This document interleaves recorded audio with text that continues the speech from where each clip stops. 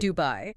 Say the name, and your mind probably fills with images of incredible ambition, super towers, futuristic projects, a true global crossroads. Definitely. The opportunities sound almost unbelievable, right? We're talking forecasts like $30.7 billion in foreign direct investment hitting by 2025. Wow. A digital economy aiming for $140 billion by 2031, zero income tax for individuals, and a location that simply connects everything. It's a magnet for businesses and investors, from every corner of the planet. It's a powerful draw, absolutely. The sheer pace of growth and the deliberate pro-business policies are really designed to attract global capital and talent. Yeah. But here's where it gets really interesting. If the potential is so immense, why do the sources we're looking at consistently show that over 50%, over half of new businesses in Dubai actually fail within their first year? It just doesn't seem to add up if the opportunity itself is the problem. That statistic is incredibly telling, isn't it? It forces you to look beyond the headline numbers. Right. It suggests the challenge isn't the existence of opportunity, but maybe more about how effectively people navigate the unique landscape to capture that opportunity. So it's not the destination itself. Exactly. It's the journey, maybe, and the preparation for it, or lack thereof. Okay, let's unpack this then. We have a stack of articles, research, some expert notes, really diving into the most common and often avoidable mistakes. The kind that foreign companies, entrepreneurs, investors make when trying to, make it work in Dubai and the UAE. Our mission in this deep dive is basically to pull out the core insights you need, the ones that help explain that failure rate so, you can avoid becoming part of that statistic. Yeah, and the sources make it really clear. Dubai is open for business. It's incredibly modern in many ways, but it operates on fundamentally local, legal, regulatory, and cultural foundations. Foundations that are likely very different from what you're used to back home. Precisely. The core challenge is navigating these unique aspects. The sources repeatedly highlight that a lack of tailored, deep preparation for this specific environment, that's a primary driver of failure. So it's not enough to just know what you want to do. You need to understand the terrain you're doing it in.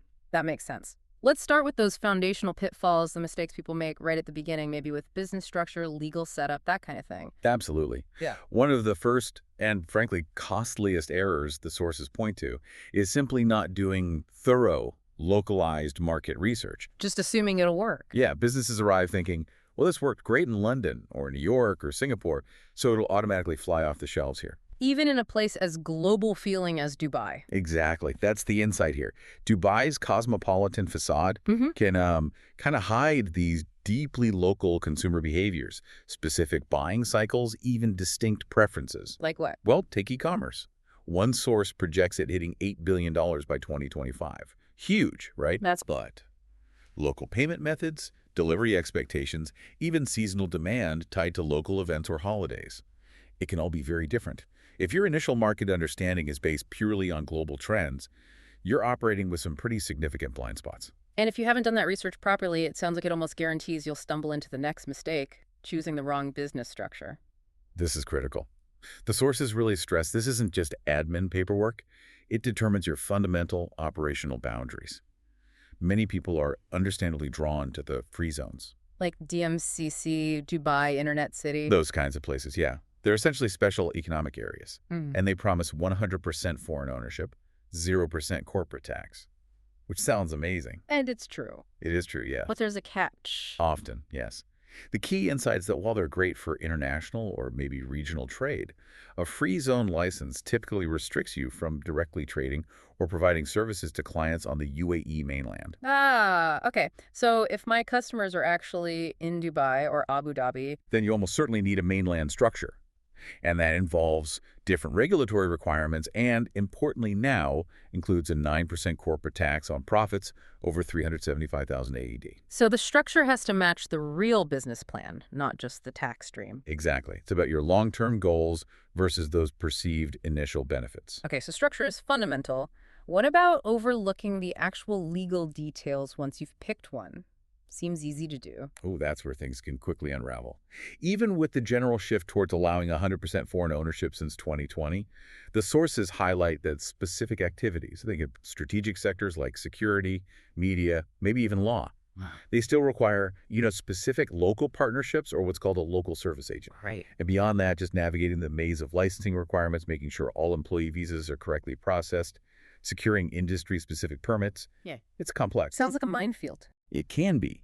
The insight here is that trying to manage this without professionals who deeply understand the local legal landscape, well, that's a fast track to fines, major operational delays, or even getting your license canceled. And you mentioned tax. That zero tax perception seems pretty outdated now with corporate tax on the mainland. It's a crucial point many miss. Yes, there's still no personal income tax, which is great, but that 9% corporate tax on mainland profits, over 375,000 AED, that's real. Okay. But the compliance goes much deeper now. There are new regulations like the Economic Substance Regulations, ESR, and the Ultimate Beneficial Ownership Rules, UBO. These are mandatory. Can you quickly explain what those are, ESR and UBO? Sure. Think of them as part of a global push for transparency. ESR basically requires companies to prove they're conducting real business activity here, that they have actual substance, not just a paper shell company. Okay, makes sense. And UBO requires you to declare who the ultimate human owners are behind the company structure. Yes. Full transparency. Add anti-money laundering, AML, obligations on top of that, and you've got a significant compliance burden. So it's ongoing work. Absolutely. The insight is that non-compliance isn't a minor oversight. It leads to substantial fines and potentially license suspension. It needs ongoing vigilance. It's not just a one-time setup thing. And even missing basic registrations can stop you before you even properly start. Absolutely. The sources are clear on this.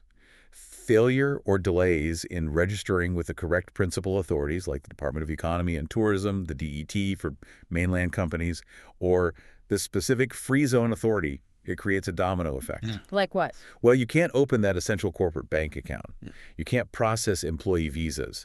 And your license can actually be invalidated. There's a very specific sequential process you must follow. So these aren't just bureaucratic hoops. Not at all. The insight is these seemingly bureaucratic steps are actually critical gates. You have to pass through them in the right order. It sounds like patience is key then, which is maybe counterintuitive in a place known for speed. Like everything seems to happen fast in Dubai. Precisely, and that's a great point. While some free zone licenses can be issued incredibly quickly, sources mention maybe 2-4 days is possible in some cases. Wow. Setting up a substantive business, with physical offices, recruiting staff who need visas, securing complex permits, that takes time.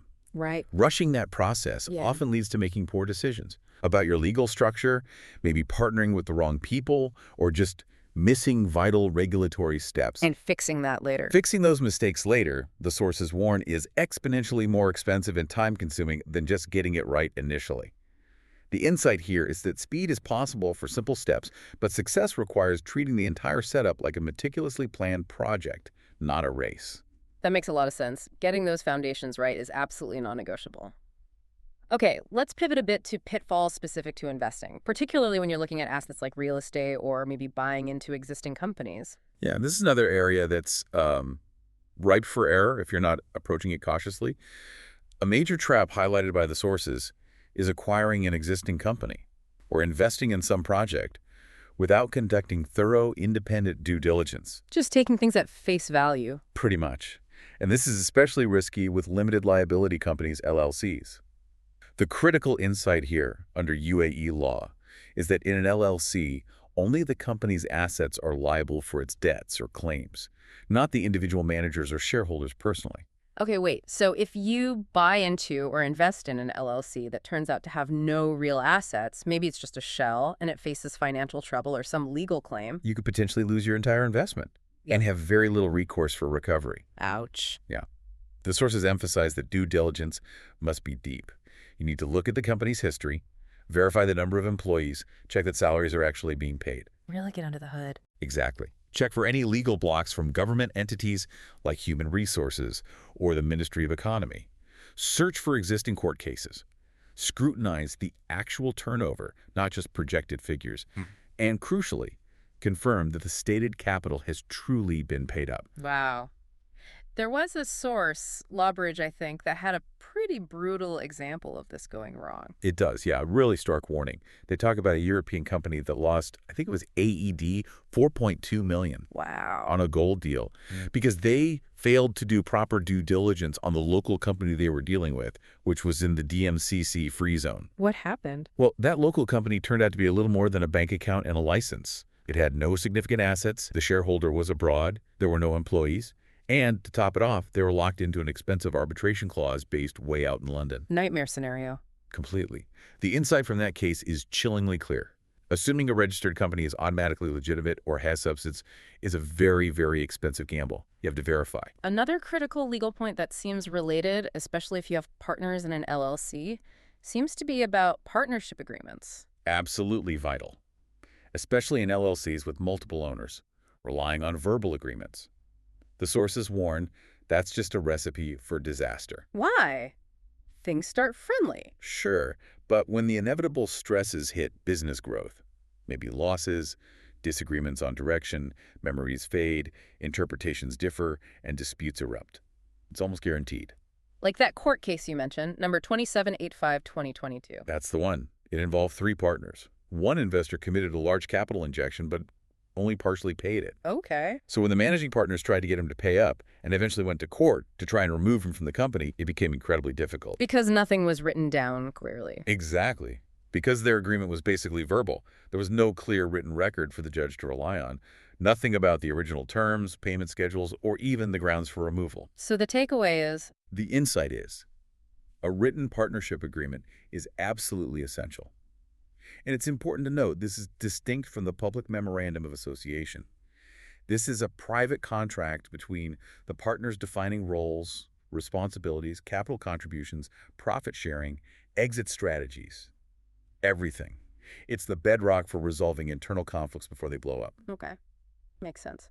Shifting gears slightly to real estate specifically, unrealistic expectations seem to trip up a lot of investors there. Oh, they are incredibly common, particularly with off-plan properties, the ones you buy before they're built. Right, the glossy brochure. Exactly. The sources highlight the mistake of buying an off-plan property on an installment plan and unrealistically expecting to sell it for a profit before the next payment is even due. Flip it fast. Yeah, or leveraging really heavily, maybe buying multiple properties with only 40–50% down payments, just betting on rapid price increases to cover the rest. Which can happen in Dubai, right? Yeah. It can see quick appreciation, yes.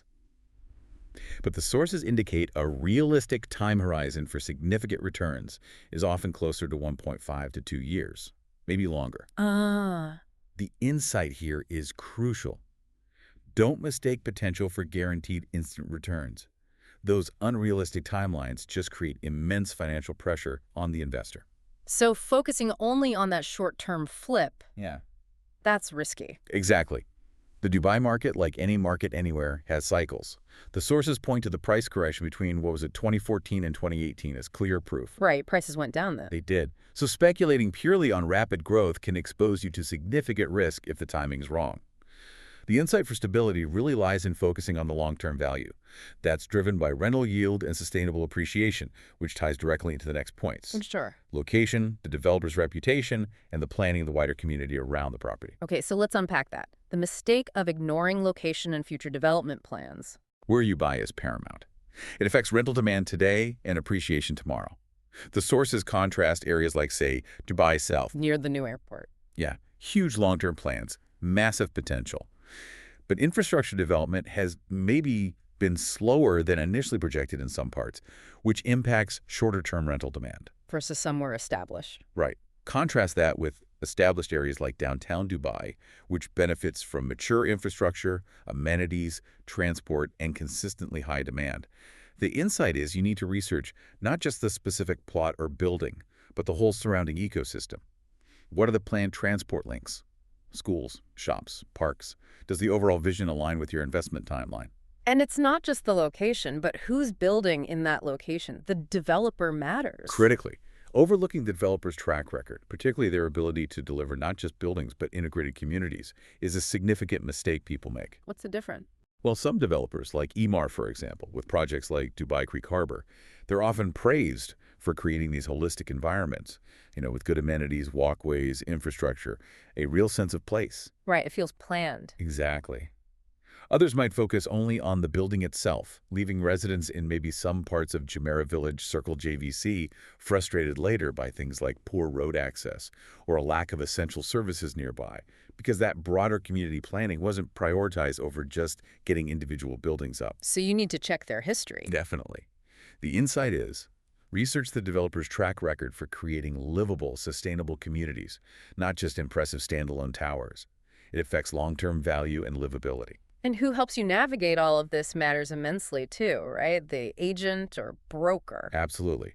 The sources strongly caution against working with the wrong real estate agent or broker. It's a common pitfall. How so? Well, the fast-paced market attracts a lot of people, including some inexperienced agents who might be focused purely on their commission. Pushing certain properties. Exactly. They might push high-commission off-plan units from maybe lesser-known developers that aren't actually the right fit for your specific goals or risk profile. So what makes a good broker? A good broker is an invaluable partner. The insight here is they understand your long-term strategy. They provide unbiased recommendations based on actual market data, not just hype.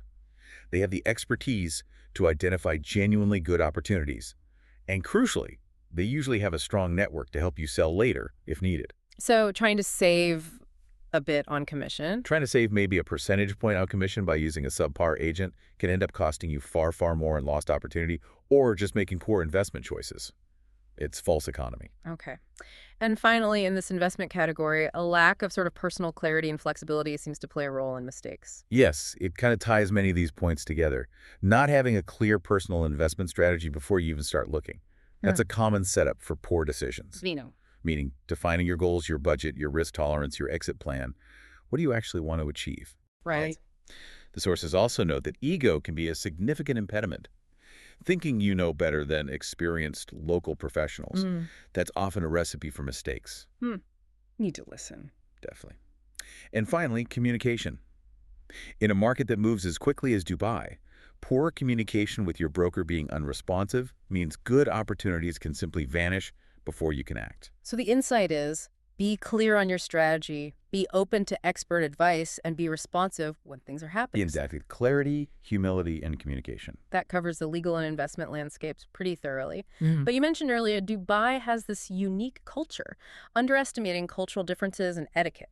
The sources present that as a significant, maybe often overlooked category of pitfalls. This is absolutely vital, and it's where many well-intentioned newcomers stumble. While Dubai is incredibly international, yes, it functions within these deep-seated Islamic traditions and local customs. The key insight here is that failing to recognize and respect these norms can unintentionally cause offense, it can erode trust, and it can severely damage business relationships, especially when you're dealing with government entities or Emirati partners. So it's more than just avoiding obvious fuqta, like wearing shorts to a formal meeting. Oh, much more. The sources highlight specific nuances. For instance, Islam's influence is foundational. Principles like honesty, integrity, fairness, these are core values. Even the concept of barakah, seeking divine blessing in your ventures, is something genuinely valued in business interactions. Interesting. Respecting religious customs is absolutely non-negotiable. You need to be mindful of prayer times throughout the day. Understand and respect the reduced business hours and maybe the slower pace during Ramadan. Offer appropriate greetings during Eid holidays. It shows respect. What about just social interactions, day-to-day stuff? Yeah, social status and hierarchy are important, particularly in formal and government settings. Showing respect for rank, maybe in greeting order, seating arrangements, who enters or exits a room first, it's noticed and expected. Titles, too. Using formal titles like Mr. or Ms. is standard. For officials, Your Excellency might be appropriate. And pay attention to those non-verbal cues we sometimes miss, like hands and feet. Right. You mentioned this before. Never show the soles of your shoes to someone. It's considered highly insulting. And always use your right hand for shaking hands, giving, or receiving objects, even eating.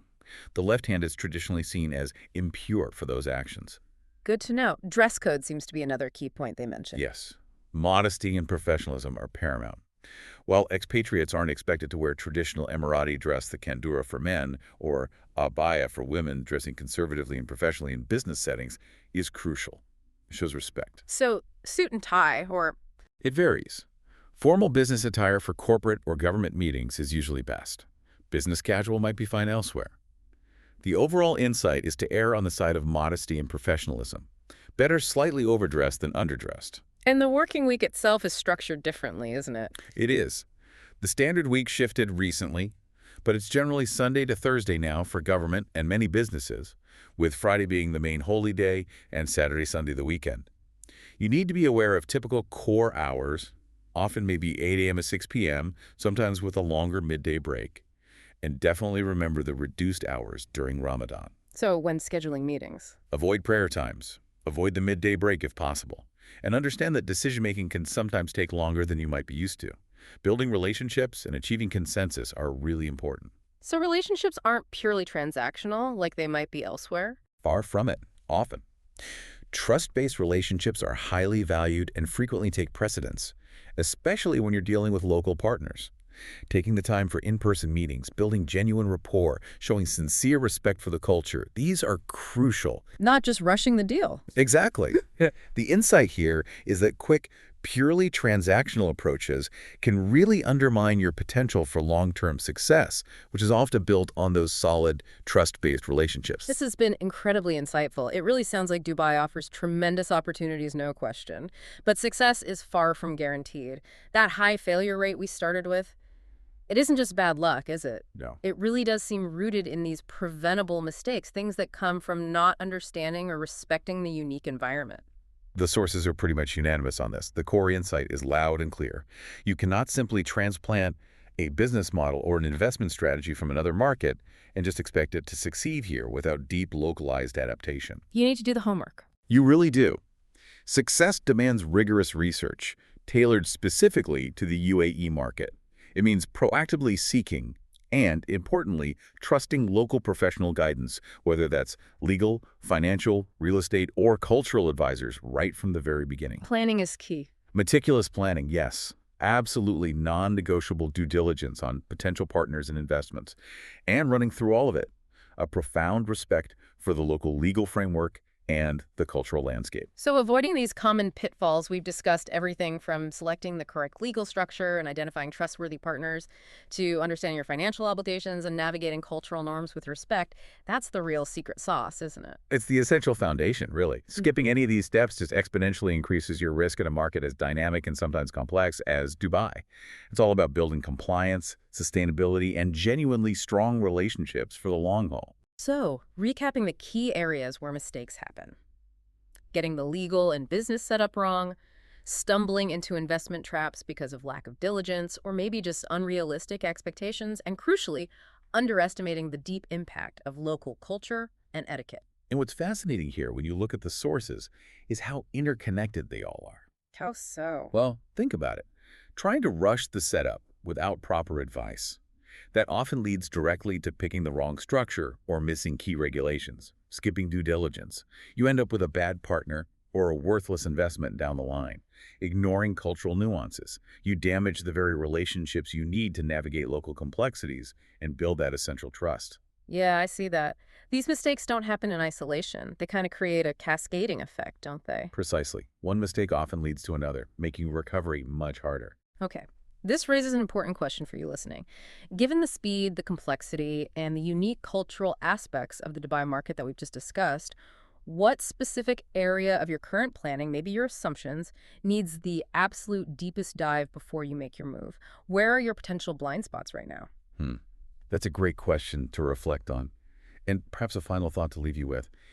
In a market that's growing and evolving as rapidly as Dubai, where the potential rewards are clearly high, but as we've seen, the pitfalls are numerous and well documented, is investing the necessary time, resources, and maybe a bit of humility up front, investing in expert local guidance and ensuring thorough preparation, is that just a cost? Or is it, in fact, the most valuable investment you can possibly make in your future success here?